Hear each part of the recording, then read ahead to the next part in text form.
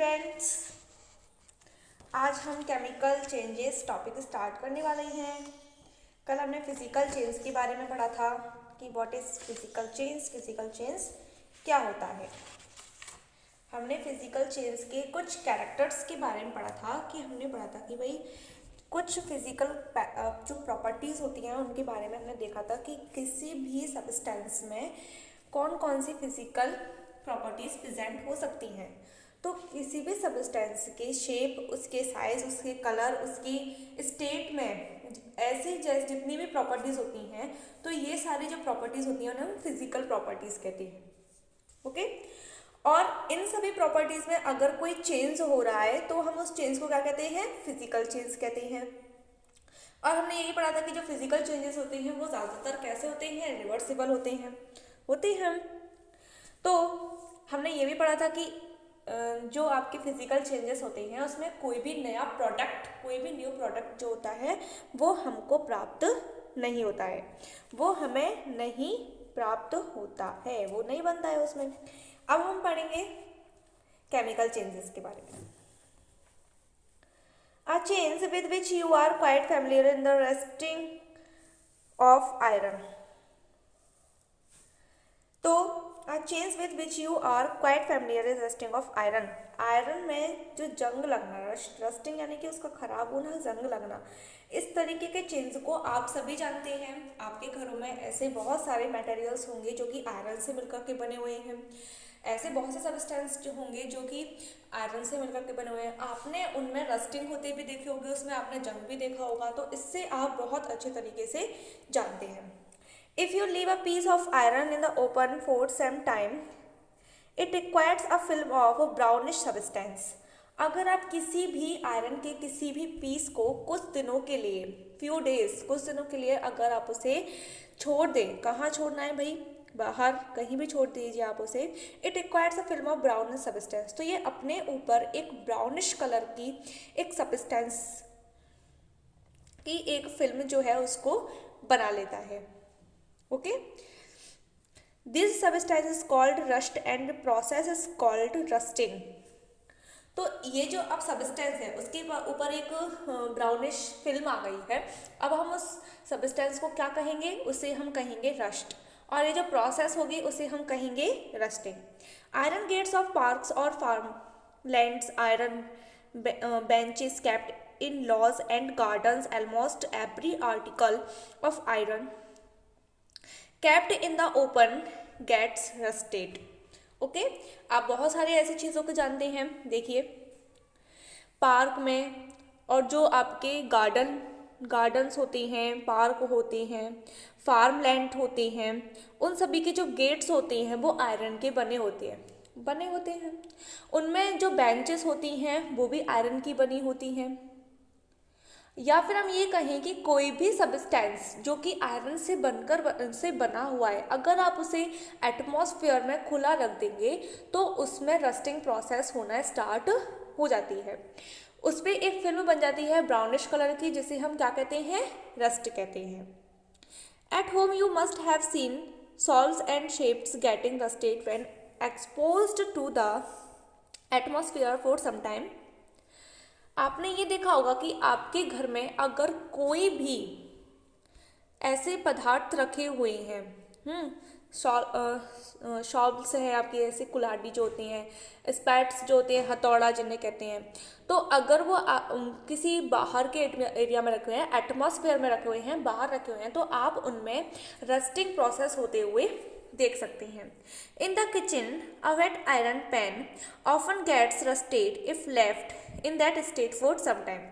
आपके किचन में एक आयरन पैन यानी कि आयरन तवा, जो लोहे का तवा होता है, अगर आप उसे कुछ समय के लिए उस पर पानी डाल करके यानी कि गीला करके अगर आप उसे कुछ समय के लिए एटमॉस्फेयर में रख दें सूखने के लिए, तो आप उसके ऊपर ब्राउनिश कलर की एक लेयर देख लेते हैं। बिल्कुल देखते हैं भाई।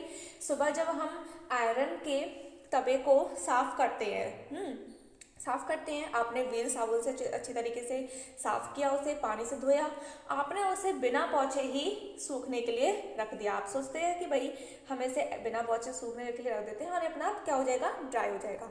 लेकिन जो वो आयरन होता है वो ऑलरेडी क्या है, मस्ट है, यानी कि उसमें वाटर प्रेजेंट है। उसे केवल किसकी आवश्यकता है, अब उसे ऑक्सीजन की आवश्यकता है। वो ऑक्सीजन के साथ क्रिया करके आयरन ऑक्साइड नामक एक ब्राउनिश कलर की एक फिल्म उसके ऊपर बना लेता है। ये तो आपने सबने देखा होगा घर पे। Rust is not iron. जो रस्ट है वो आयरन बिल्कुल भी नहीं होता है। आयरन के ऊपर जो जंग लगी होती है उससे आप कभी भी आयरन नहीं कहेंगे। It is different from iron on which it gets deposits. ये आयरन से बिल्कुल डिफरेंट होता है, ऑन विच इट गेट्स, जिस पर यह लगती है। किस पर लगती है, आयरन पर लगती है। Let us consider a few more changes where no substance are formed. हम यहाँ पर कुछ ऐसे एक्सचेंज चेंजेसों के बारे में सोचेंगे जिससे हम कुछ न्यू सब्सटेंसेस बना सकें। तो इसके लिए हमको क्या करना होगा, क्रियाकलाप करने होंगे, एक्टिविटीज़ करनी होंगी to be demonstrated by the teacher. और ये सारे जो एक्टिविटीज़ हैं आपको आपके टीचर के डेमोन्स्ट्रेट में ही करनी है। क्वेश्चंस दे रखे हैं। It is dangerous to look for long at the burning magnesium ribbon.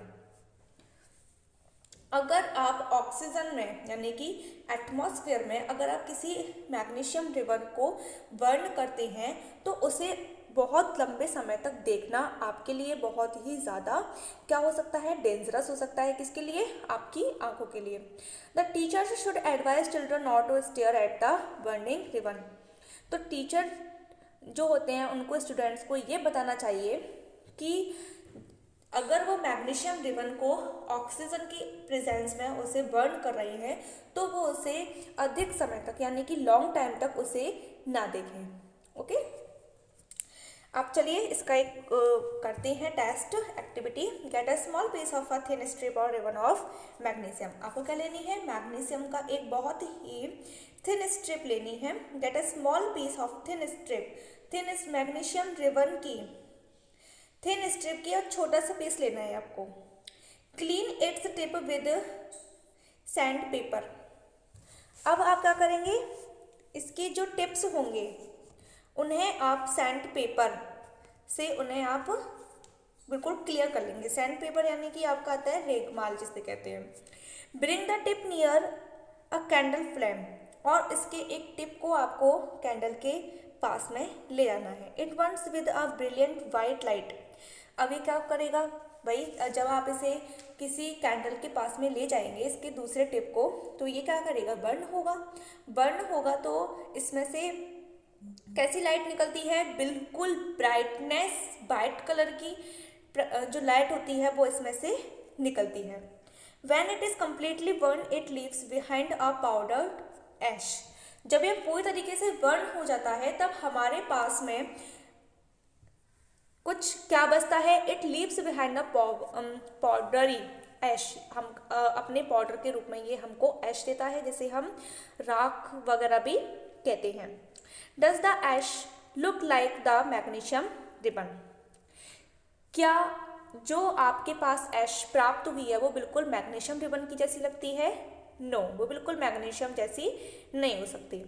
The chains can be represented by the following equation. हम इसे निम्नलिखित या फिर फॉलोइंग इक्वेशन के द्वारा हम इसे रिप्रेजेंट कर सकते हैं। कैसे, देखिए भाई, आपने छोटी क्लास में ये समझा होगा कि कोई भी सब्सटेंस है तो वो ऑक्सीजन की उपस्थिति में ही बर्न हो सकता है। कार्बन डाइऑक्साइड गैस की प्रेजेंस में आप उसे बर्न नहीं कर सकते। यू लर्न इट, आपने ये सीखा था। तो यहीं पर ही वर्क कार्य हो रहा है क्या, कि मैग्नीशियम को आप कार्बन डाइऑक्साइड गैस की प्रेजेंस में उसे आप बर्न नहीं कर सकते। कार्बन डाइऑक्साइड गैस की प्रेजेंस में कोई भी जो सब्सटेंस होगा जो बर्न हो रहा होगा वो उसकी प्रेजेंस में आने पर क्या होगा, बुझ जाएगा। ये डू यू नो। इसमें क्या हो रहा है कि मैग्नीशियम जो है आप उसे ऑक्सीजन की प्रेजेंस में जलाएंगे। ऑब्वियसली ऑक्सीजन की प्रेजेंस में जलेंगे, कार्बन डाइऑक्साइड की प्रेजेंस में तो जल ही नहीं सकती। तो क्या बनेगा, वो ऑक्सीजन के साथ क्रिया करके उसके साथ वो प्रोसेस करके क्या बना लेगा, मैग्नीशियम ऑक्साइड बना लेगा। ओके।